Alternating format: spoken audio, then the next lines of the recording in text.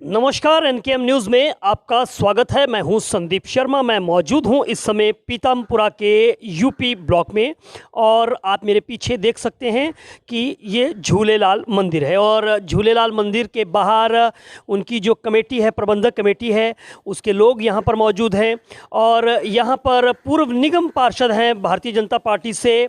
और मैं बता दूं कि झूलेलाल मंदिर के ये अध्यक्ष भी हैं प्रबंधक कमेटी के, चावला साहब। सर, पूरा नाम बताइए। चंदीराम हाँ, चावला। चंदीराम चावला जो है पूर्व निगम पार्षद भी हैं। तो इनसे बात करते हैं। सर, आप तो पूर्व निगम पार्षद रह जी चुके जी हैं। जी। दिल्ली नगर निगम में अब भारतीय जनता पार्टी ने प्रत्याशी अमित नागपाल को बनाया है और चूंकि आप भाजपा से ही हैं, तो क्या माहौल है, क्या कहना चाहेंगे, क्या मूड रहेगा? देखिए, जनता का मूड हमारे जो प्रत्याशी हैं अमित जी को लिए बहुत ही सकारात्मक है, क्योंकि अमित नागपाल जी एक नौजवान हैं और लगभग मेरे हिसाब से 1990 से पार्टी से जुड़े हुए हैं और बहुत सक्रिय कार्यकर्ता हैं और क्षेत्र में जनता का तन मन धन से सहयोग करते हैं। और हमें पूरी उम्मीद है कि यह सीट हम बहुत अच्छे मतों से जीतेंगे, क्योंकि ज़मीन से जुड़े कार्यकर्ताओं को सब मालूम है और उसका ही फ़ायदा मिलेगा। और इस समय जो लहर चल रही है वो बीजेपी के पक्ष में चल रही है। उसका कारण है जो हमारे आदरणीय मोदी जी कर रहे हैं देश के लिए, और उससे अच्छा काम कोई नहीं कर रहा। आज देखिए, विपक्ष नज़र ही नहीं आता, तो उसका सबसे बड़ा कारण है कि जो मोदी जी देश के लिए कर रहे हैं उसका भी फ़ायदा दिल्ली नगर निगम में हम लोगों को मिलेगा। और आने वाले समय में हम पुनः सरकार बनाने जा रहे हैं। हमारी भारतीय जनता पार्टी की चौथी बार सरकार बनेगी, ऐसा मुझे पूर्ण विश्वास है। सर, आप सिंधी समाज की बात करें, झूलेलाल मंदिर की बात करें, तो यहाँ पे बड़ी आबादी जो है वो सिंधी समाज की भी है। और चूंकि आप इस मंदिर की प्रबंधक कमेटी के प्रधान हैं, अध्यक्ष हैं, तो सिंधी समाज का क्या रुझान है? देखिए, मैं आपको बताना चाहूँगा, आज से नहीं, सिंधी समाज 90% वोट भारतीय जनता पार्टी को दे देता है। चाहे जब पहले जनसंघ थी उसको देता था, क्योंकि जो हमारे बड़े लोग पाकिस्तान छोड़ के आए, हिंदुस्तान में आए थे, तो उन्होंने बड़े कष्ट सहे थे। उसका जिम्मेदार हमारा सिंधी समाज कांग्रेस को मानता है। हमारे ऊपर जो अत्याचार हुए, जो दुख हुए, लेकिन आपने देखा होगा सिंधी समाज का एक आदमी भी कभी भीख मांगते आपने नहीं देखा होगा।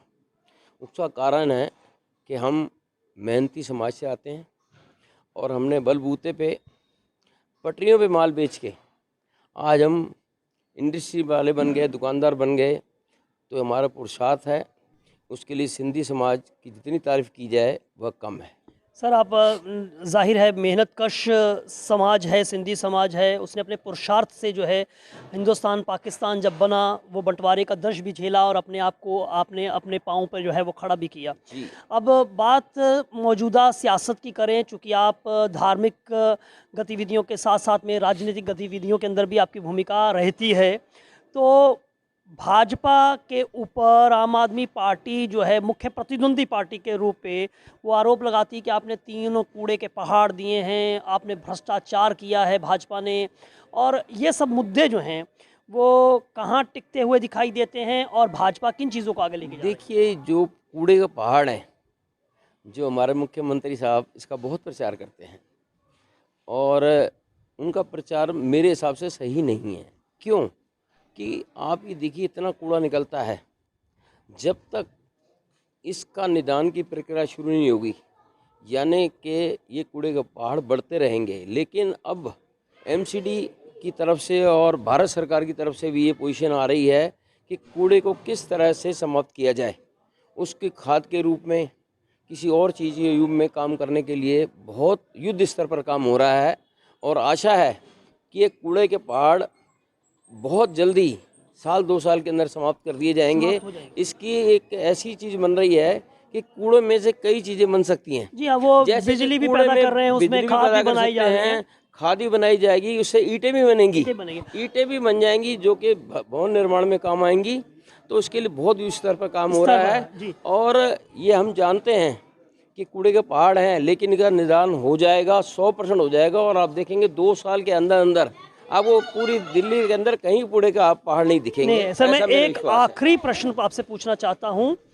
वो मेरा सवाल जो है वो कट्टर ईमानदारी की बात आम आदमी पार्टी करती है, लेकिन चूंकि अभी टिकट एमसीडी के जो बटे उसमें ये आरोप लगा कि उन्होंने टिकटों को बेचा है, और उनके 2 विधायकों से एंटी करप्शन ब्यूरो ने जो है पूछताछ की है, उसमें अखिलेश पति त्रिपाठी भी हैं और वजीरपुर से जो है वो राजेश गुप्ता भी हैं, और अखिलेश पति त्रिपाठी के साले भी जो हैं वो इस समय एसीबी के शिकंजे में है, जांच एजेंसियों के शिकंजे में है।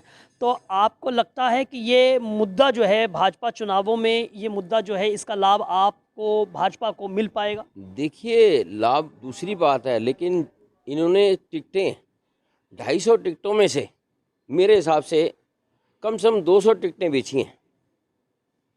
इनके मेरे पास कई सबूत भी आए हैं, कई लोगों ने मुझे बताया भी है, और कई लोग पैसा भी दे आए हैं पार्टी फंड के नाम से।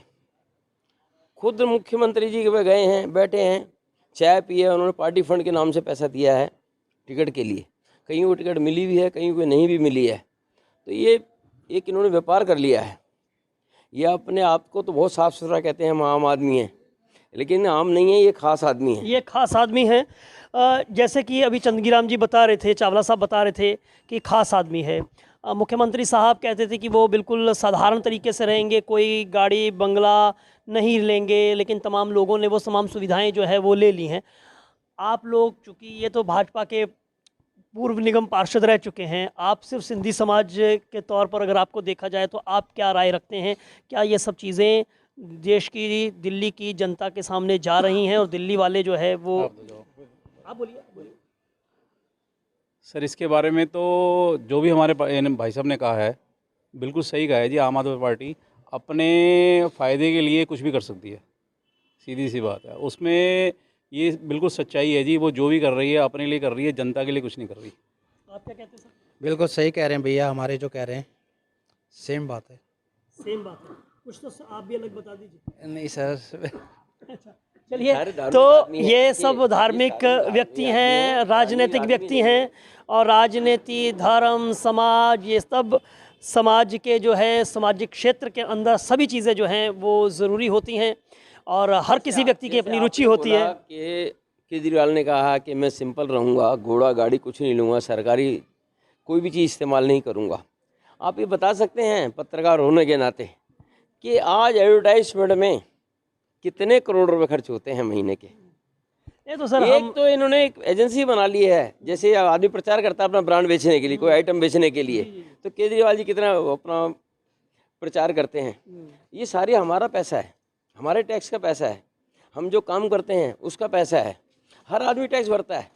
आज जब से जीएसटी लगा है, हर आदमी टैक्स भरता है। अगर आप भी कहेंगे मैं टैक्स नहीं देता तो मैं भी सहमत नहीं हूँ। हर व्यक्ति आपने जो कपड़े पहन रखे हैं, प्रत्यक्ष रूप से आपने जो देता कपड़े है। पहन रखे हैं, सुनिए, आपने जो कपड़े पहन रखे हैं इस पे 5% टैक्स लगता है। आपने शूज पहन रखे हैं, 12% टैक्स जी, लगता है। इनडायरेक्ट रूप से टैक्स जाता है। रूप से आप अपनी कमाई अगर आप का, साबुन तेल भी खरीदते तो हाँ, उसमें भी टैक्स तो लगता आप है। अपनी बिल्कुल कमाई का जाहिर है। 30%, और वो आपका कहने का 50% मतलब है कि वो प्रचार प्रसार में जो है वो लुटा रहे हैं सरकार पैसा, लुटा रही है, जो कि नहीं लुटाना ये कहना चाहिए। चाह रहे हैं ये आप। नहीं लुटाना तो चाहिए। खैर, तमाम सरकारें जो हैं वो पैसा खर्च करती हैं, लेकिन आम आदमी पार्टी प्रचार के मुद्दे पर खासा जो है वो निशाने पर है।